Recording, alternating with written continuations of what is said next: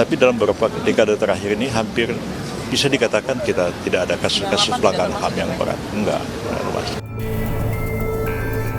Menteri Koordinator Bidang Hukum, HAM, Imigrasi, dan Pemasyarakatan Yusril Iza Mahendra menyebut bahwa kasus kekerasan pada 1998 bukan merupakan pelanggaran HAM berat.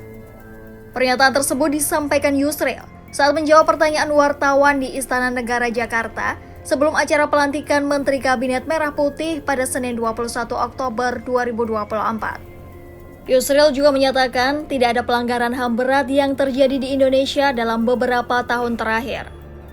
Ia menjelaskan, meskipun setiap kejahatan merupakan pelanggaran HAM, tidak semua kejahatan dapat dikategorikan sebagai pelanggaran HAM berat. Yusril memberikan contoh pelanggaran HAM berat, seperti genosida dan pembersihan etnis, yang lebih sering terjadi pada masa kolonial dan awal kemerdekaan. Jadi sebenarnya kita tidak menghadapi persoalan pelanggaran HAM yang berat dalam beberapa tahun terakhir. Pelanggaran HAM sih, setiap kejahatan itu adalah pelanggaran HAM. Tapi tidak semua kejahatan adalah pelanggaran HAM yang berat.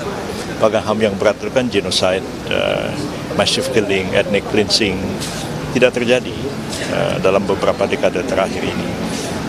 Mungkin terjadi justru pada masa kolonial, pada waktu awal perang kemerdekaan kita 1960-an.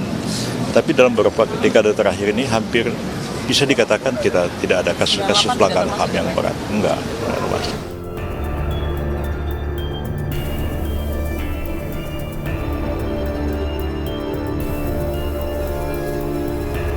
Yusril akan memimpin Kementerian Koordinator Bidang Hukum, HAM, Imigrasi, dan Pemasyarakatan pada Kabinet Merah Putih. Dalam kementerian ini, Yusril juga akan didampingi Otto Hasibuan. Kemudian ada 3 kementerian di bawahnya, yakni Kementerian Hukum, Kementerian Imigrasi dan Pemasyarakatan, serta Kementerian HAM.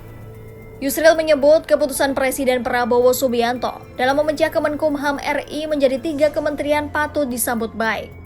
Menurutnya, 3 kementerian akan membuat pekerjaan di bidang hukum dan HAM menjadi lebih fokus. Sebelumnya Yusril menyatakan, di bawah pemerintahan Presiden Joko Widodo telah dibuat aturan untuk menyelesaikan masalah HAM di masa lalu. Namun ia menegaskan saat ini penting untuk fokus ke masa depan.